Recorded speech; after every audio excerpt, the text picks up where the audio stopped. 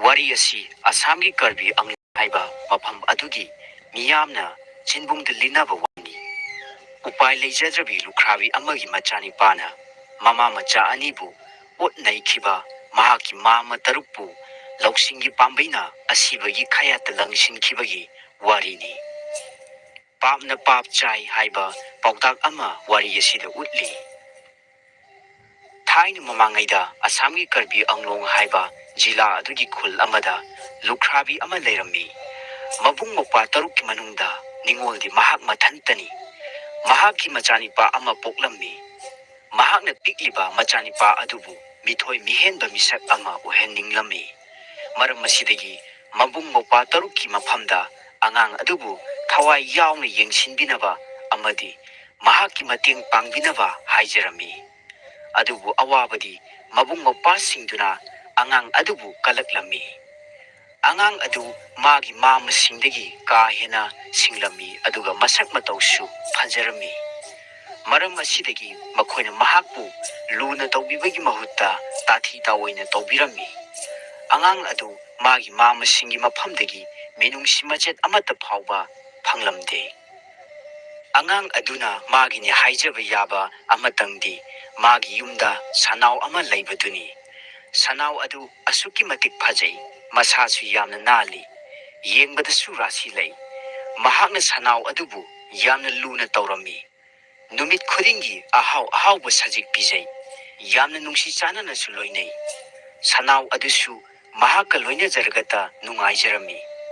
Makhoi anigi nungsi chana ba matau asi ubada machin manau taruk adudi mit narami. Hana kalakpagi mathakta amuke hena kalaklami. Kalak mihauba asina makhoibu nungsi haidaba mi amamam oihalami. Makhoi mayam loktunaduna nongmadi sanau adubu hatok pirami. Angang adudi yamna singi. Mahakna sanau adugi makhong na makakatlaga atokpa khul amada chatkre. Mafam aduda yoraga mahak brahman amagi yumda thunglure. Mafam aduda kanamatana mahakpu udringaida imungi kachin amada changlaga mafam aduda Sanaugi makhong adu phumjilli. Adugi matungda Brahman adugi manakta changlaga asumna hangaklami. Aigyagi imung asida sansagi manam ama namlibasibu kadaidagino. Brahman aduna sauna kumlaklami. Kari wano angang petawa nangnasu asumna ngangba sai. Machung pang naidaba saradana kari thoe haidana ngangjeba saibano. Masi Brahman amagi yumni haibasi naha khangdabra. Nangda kaina saduna sikro. Angang mingamba nangna aigi ingkhol sidagi sansa machet ama hek puthokpa ngamdraba. Aibu phatti haigano. Ai nangbu sap tawduna manghangani. Angang aduna yamna mengna khumnaklami. Aigya nanai aihak sadum adu puthokpa ngamra yengjage. Asi hairaga mahakna mafam kharada thijinnarami. Ngaihak leiraga sanaugi makhong adu puthoraktuna Brahmangi mamangda utlari. Adudagi momon minokka loinana asumna hairaki. Aigyana nanai angang ingonda singnabibadu aina chumna boire. Nanai aina paijaribasibu sansana tabrane. Brahman adu yamna saurami. Laikaina khangkhrabadi badanam chaba soidre haibigi akiba amasu mangonda phauruklami. Laikai mahapu khundagi tanthokpa soidre haibu wakhal asidagi masa adu sing khaibagum niklammi. Ngaihaktang khantharabu matungda Brahman aduna angang aduda hairami. Ibungo maram mokpa wafam asi nahak kana amatadada haidukano. Aina nangonda lupa khawjaw ama pigani. Nang masi lau adugane yamna thuna yangna yum masi thadokuna chatkho. Lupa khawjaw adu Brahman aduna nipa macha aduda pire. Adudagidi mahak mafam adu thadokuna chatkre. Nipa macha adu mayumda yorakle. Mahak hausi yamna nungaire. Mapunsida asuk yamba senpham asi mahakna khak ukhidri. Mamagi manakta chattuna hairure. Ima mama singida chatlaga meruk amukta lawbirucho. Mamana chattuna meruk ama lawrure. Lukravina hek chatkibaga mabung mapasingna asuna khanai. Karigino asuk lairakrabi mahakna meru asina kari chingbu ongadoriba. Wafam asi tarai tarayna lawba yade. Masida aikoina khangdaba athupa wa amadi leire. Aikoigi maraktagi kanagumba ama chatlaga lona mama machana kari tawriba haibadu yengthokpa chumi. Asumna khanaraba matungda makoigi maraktagi khwaidagi tonba khomdon adu thare. Mahangna sambal marumda lotuna lukhrabi mama machana yamkraba paisa onba adu ure. Halaklaga mahakna wafamsing adu mayambasingda tamnare. Nisha marata ki ma malkis Lukrabina sel onba loiraduna meru adu mabung mokpasingi manakta thenba chatlammi. Tanja aduda makoina hairami. Yum yoraga imak nipa adu amukta tharau. Mahakka tanagadaba aruba wa ama leire. Nipa macha aduna mahaki mamasingi manakta chatluba matamda makoina mangonda paisasing adu kadaidagi phanglakpano haina hanglaklami. Meru adu nangna aikhoidagi waikhibado paisasing adu onaba natra. Paisasing adu onabani natra. Asi haina su hanglaklami. Sengna haidu natrabadi awafamna tagani haibagi akiba amasu angang aduda pokhalami. Mamak nipana thongna phana khumlami. Masida lotningai karisu laiti. Masidi sansagi mamalni. Nakhoina aigi sanaw adu hatokpikredana. Masadu matuk kakthalaga aina thangnaba khulda buduna chatlui. Manamda tabada khulgi miyamna aibu koitan tane. Aduga mikup kharagi manungda sansa matumsing adu irai laina loina yonba ngamkhi. Madudagi phanglakpa paisa aduni aina ngasi puraklibasi. Khul adugi mising adi aina puriba sadum adu yamande lairabadi kharaga pura u haihoribani. Makhoini yamna pamjabadu ubada aina su puraki haina wasak thoklamle. Wasak lamdrabadi makhoini aibu hatkirambasu yabani. Ma makhoina takpiyu. Hauji namaku kari tawjo haibage. Mama taruk adu kokchungsin aduna asumna khanare. Masidi sel tanbigi araiba pambai amani haibasi makhoi loinamak yanare.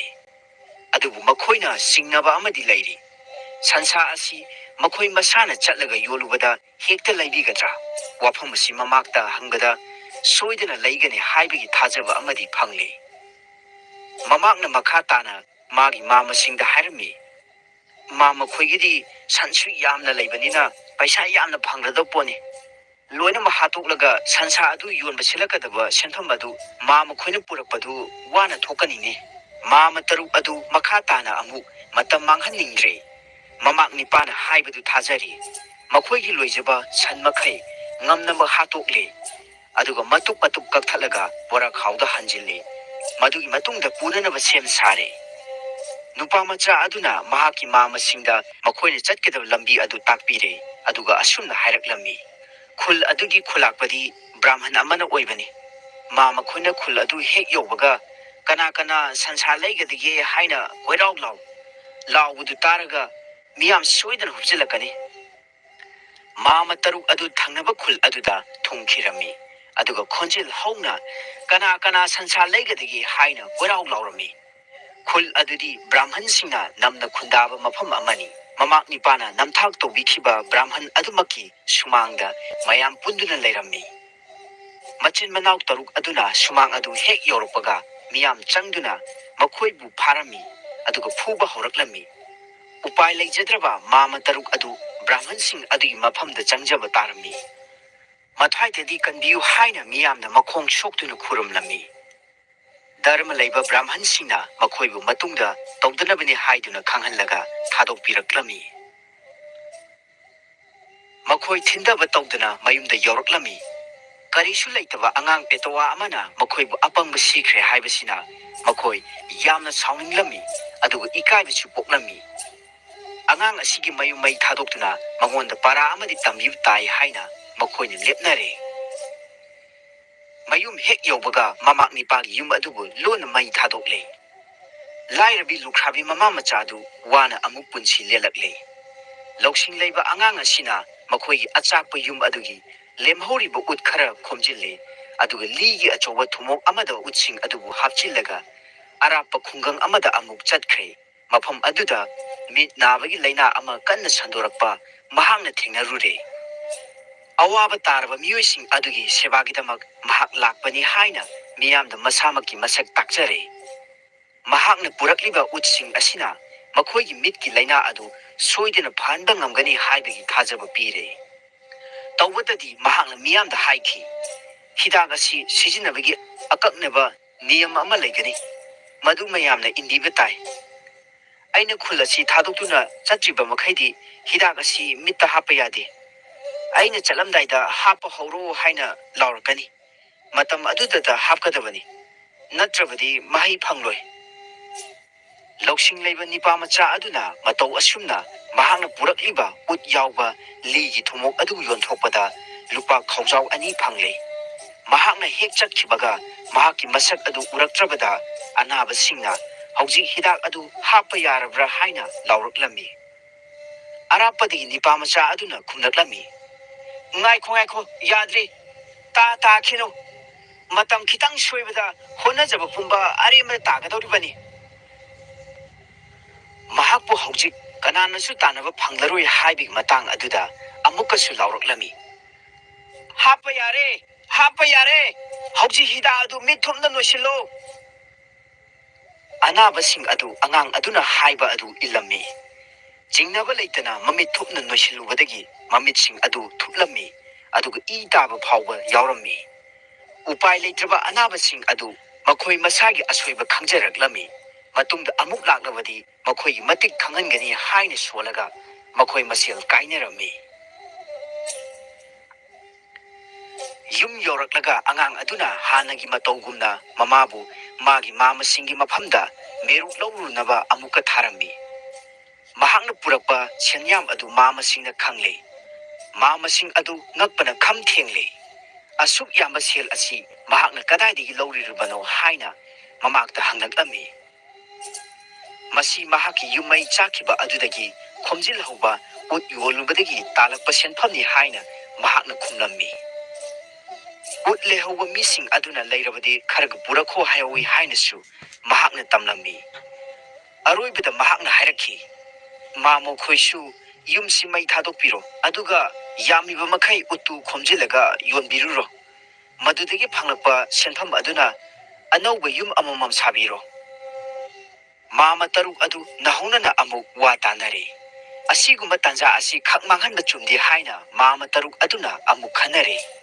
खुदक्ता मयुमसिंग अदुबु अमत चिथादना मै थादोकले युमलो नबसिंगना मखोयगी मतौ अदुदा अंगपा पोकलमी खामबसु याबा खामलमी अदुबु मखोय कनामतगी वा सेलतबु मिहौबा मखोय तरुक अदुगी मनादा हापलमदे यामना थुना यांगना उत बोरा अममम खोमजिलगा पुखिदुना ममाक निपाना चटलुबा खुल अदु ताना मखोयसु खोंसानखै खुल अदु हेक यौबगा मियामना मखोयबु फारमी अदुगा फुबा याबा फुरमी ममै थंगदा मखोय तरुकमकपु थौरीना पुनसिलगा मयाम चंगदुना ममित उत नोइसिलमी ममित तांगदे हाइबता खाई ममाक निपागी नमथाकने हाइबा हंदकमुकसु मखोय खंगजरे महाकपु मतिक चाबा चैराक पिरुनबगिदमक ममै थंगदा मखोय मयुम माइकै पांगलगे युम यौरगा मामसिंगना अंगांग अदुबु फारे अदुगा सरंग अमदा हापचिलगा तुरेन मपान लेबा उमंग अमदा पुखरे हंदकति महाक नानथोकपा ngamlaroi हाइना खल्लगा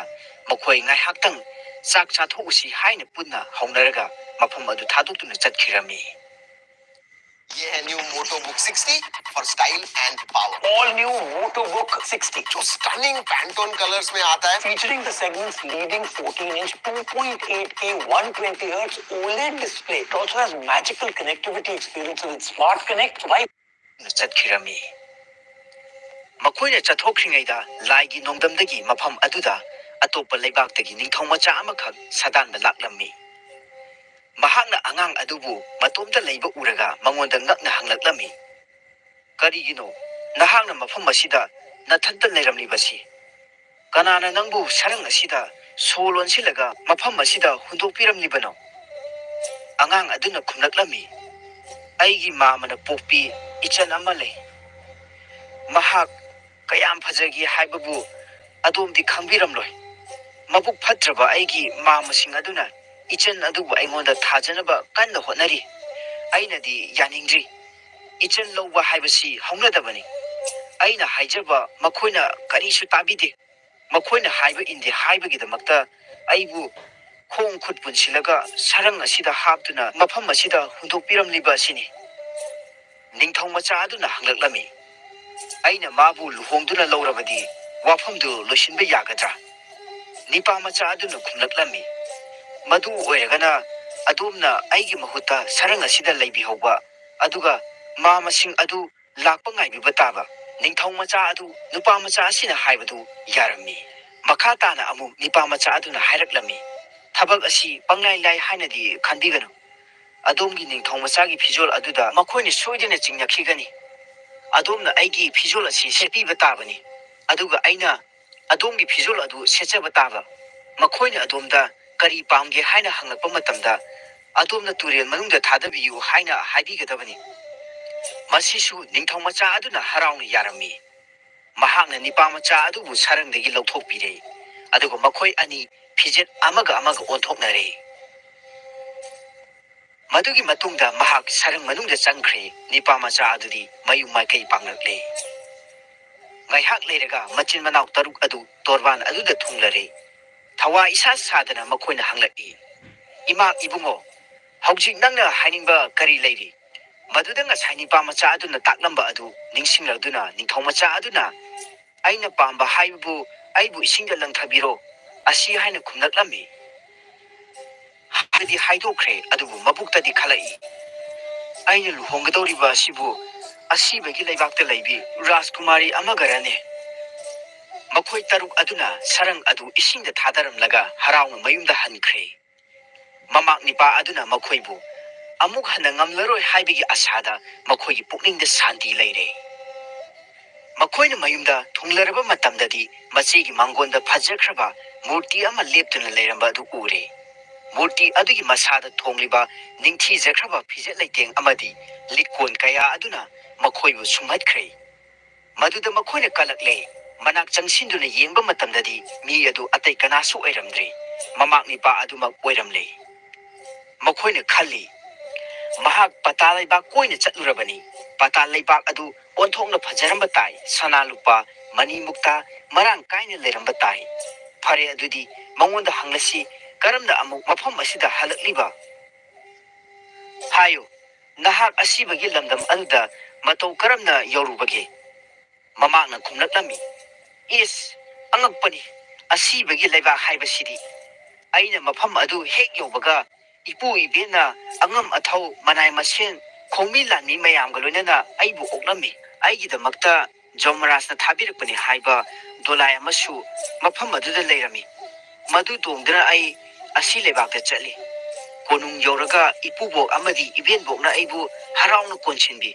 Aibu pija pithaklaba matungda mamal yamlaba phijol asi sechinbi. Mani mukta likon kaya asisu sijinbi. Makoina aibu yamna thuna yangna imda amu halaga ma makoibusu uningi makoibu thuna tharu haraga aibu thindorai. Kainaramdaida sanagi haijang asimasu pirai. Ma makoina masi puraga chatpiru. Haijang asi hek ubada ipu ibena ma makoigi sak khangani. Ma mataruk adu tasingnamak mafam adu tana chaninglakle. Karamna chatkini haina mamakta amu hanglaklami. Adugi wadi karisu leite. Mama khoina isa chaba upu amamam thorang tobiro. Aduga maduda changbiro. Aina mama khoibu torban tana pujagani. Aduga nahan mama khoina aibu isingda langthabiba adugumnane aina langthajagani. Asibagi lebakta dolai tarukna mama khoibu amamamta ipu bengi manak tana punaba oklamgani. Khongchet asi yamna nungaiba khongchet amasu oigani. Mamangna haiba khudimak mamasing aduna yare upusing laurure. Magi upuda changnare madudagi torban tana puraga ihan hanbada mamhan yaw upu adu turenda langthare. Madudi isingdagi kongol khara thorakpa ure. Madu uraga nipa macha aduna lauraklami. Yengo ibendongna yu atingba yamna pithakpadagi mamhana si sathina ore. Wa si tabada lehoriba manausing adusu patalda thune yonginglami. ꯑꯩꯕꯨ ꯍꯥꯟꯅ ꯂꯪꯊꯕꯤꯔꯣ ꯍꯥꯏꯅ ꯃꯈꯣꯏ ꯃꯁꯦꯜ ꯍꯥꯟꯕ ꯇꯥꯟꯅꯔꯝꯃꯤ꯫ ꯃꯈꯣꯏ ꯄꯨꯝꯅꯃꯛꯄꯨ ꯃꯊꯪ ꯃꯊꯪ ꯂꯪꯊꯈ꯭ꯔꯕ ꯃꯇꯨꯡꯗ ꯅꯤꯄꯥꯃꯆꯥ ꯑꯗꯨ ꯃꯄꯨꯛꯅꯤꯡ ꯋꯥꯏ ꯁꯪꯂꯦ꯫ ꯑꯗꯨꯗꯒꯤꯗꯤ ꯍꯔꯥꯎ ꯍꯔꯥꯎ ꯃꯌꯨꯝ ꯇꯥꯅ ꯂꯥꯛꯂꯦ꯫ ꯌꯨꯝ ꯌꯧꯔꯒ ꯃꯅꯦꯁꯤꯡꯅ ꯃꯃꯥꯛ ꯅꯤꯄꯥꯗ ꯃꯈꯣꯏꯒꯤ ꯅꯤꯄꯥꯁꯤꯡ ꯑꯗꯨ ꯀꯗꯥꯏꯗ ꯂꯩꯍꯧꯔꯕꯒꯦ ꯍꯥꯏꯅ ꯍꯪꯂꯛꯂꯝꯃꯤ꯫ ꯃꯗꯨꯗ ꯃꯍꯥꯛꯅ ꯈꯨꯝꯂꯝꯃꯤ, ꯃꯈꯣꯏꯗꯨ ꯏꯄꯨꯕꯣꯛ ꯈꯣꯏꯅ ꯄꯥꯛ ꯊꯥꯗꯣꯔꯛꯀꯅꯤ ꯍꯥꯏꯕ ꯊꯥꯖꯗꯦ꯫ ꯃꯇꯝ ꯀꯨꯏꯅ ꯎꯅꯔꯨꯗ꯭ꯔꯕꯅꯤꯅ ꯌꯥꯝꯅ ꯄꯤꯖ ꯄꯤꯊꯛ ꯇꯧꯗꯨꯅ ꯂꯩꯍꯧꯔꯤ꯫ ꯉꯥꯏꯕ ꯌꯥꯕ ꯉꯥꯏꯔꯦ, ꯑꯗꯨꯕꯨ ꯍꯜꯂꯛꯃꯟꯗ꯭ꯔꯕꯗꯨꯗ ꯃꯅꯦꯁꯤꯡ ꯑꯗꯨ ꯅꯨꯡꯁꯥ ꯊꯤꯔꯛꯂꯝꯃꯤ꯫ ꯍꯟꯖꯤꯟ ꯍꯟꯖꯤन ꯃꯃꯥꯛ ꯅꯤꯄꯥꯗ ꯃꯈꯣꯏ ꯀꯩꯗꯧꯉꯩ ꯂꯥꯛꯀꯗꯒꯦ ꯍꯥꯏꯅ ꯍꯪꯂꯝꯃꯤ꯫ ꯃꯃꯩꯊꯪꯗ ꯊꯋꯥ ꯏꯁꯥ ꯁꯥꯗꯅ ꯃꯃꯥꯛ ꯅꯤꯄꯥ ꯑꯗꯨꯅ ꯈꯨꯝꯂꯝꯃꯤ, ꯃꯈꯣꯏꯒꯤꯗꯃꯛ ꯆꯥꯛ ꯆꯗꯨꯝ ꯑꯃꯃꯝ ꯍꯦꯛ ꯍꯦꯛ ꯈꯥꯛꯎ꯫ ꯃꯅꯦꯁꯤꯡ ꯑꯗꯨꯅ ꯃꯃꯥꯛꯅ ꯍꯥꯏꯔꯤꯕ ꯋꯥ ꯑꯗꯨꯒꯤ ꯑꯥꯔꯊ ꯈꯪꯂꯦ꯫ ꯃꯈꯣꯏ ꯑꯃꯨꯛ ꯍꯜꯂꯛꯂꯔꯣꯏ ꯍꯥꯏꯕꯒꯤ ꯊꯥꯖꯕ ꯐꯥꯎꯔꯛꯂꯦ꯫ ꯇꯁꯦꯡꯕꯁꯨ ꯀꯔꯕꯤ ꯀꯥꯡꯂꯨꯞꯀꯤ ꯂꯥꯏꯅꯤꯡꯊꯧ ꯑꯔꯅꯥꯝ ꯀꯩꯊꯦꯅ ꯃꯁꯥ ꯃꯁꯥꯒꯤ ꯃꯔꯥꯜꯒꯤꯗꯃꯛ ꯃꯥꯃ ꯇꯔꯨꯛ ꯑꯗꯨꯗ ꯑꯁꯤꯕꯒꯤ ꯆꯩꯔꯥꯛ ꯄꯤꯈ꯭ꯔꯕꯅꯤ꯫ ꯎꯄꯥꯏ ꯂꯩꯖꯗ꯭ꯔꯕꯤ ꯂꯨꯈ꯭ꯔꯥꯕꯤ ꯃꯆꯦ ꯃꯆꯟꯕꯨ ꯊꯑꯣꯏꯗꯕꯒꯤ ꯐꯜꯅ ꯃꯆꯤꯟ ꯃꯅꯥꯎ ꯇꯔꯨꯛ ꯑꯗꯨ ꯊꯋꯥꯏ ꯊꯥꯈꯤꯕꯅꯤ꯫ ꯃꯇꯥꯡ ꯑꯁꯤꯗ ꯉꯁꯤꯒꯤ ꯋꯥꯔꯤ ꯃꯆꯥ ꯑꯁꯤ ꯂꯣꯏꯁꯤꯟꯖꯔꯤ꯫ ꯃꯇꯨꯡ ꯇꯥꯔꯛꯄꯗꯁꯨ ꯍꯦꯟꯅ ꯅꯨꯡꯉꯥꯏꯔꯕ ꯋꯥꯔꯤ ꯀꯌꯥ ꯑꯃ ꯃꯌꯥꯝꯒꯤꯗꯃꯛꯇ ꯄꯨꯗꯨꯅ ꯂꯥꯛꯄ ꯉꯝꯕ ꯑꯣꯏꯖꯒꯦ꯫ ꯃꯌꯥꯝ ꯄꯨꯝꯅꯃꯛꯄꯨ हन्ना हन्ना विश्वनेप्रा अहांगना थागत फोंदोकचरी।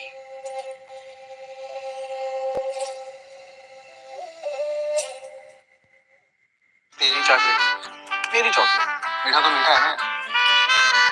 Cadbury dairy milk.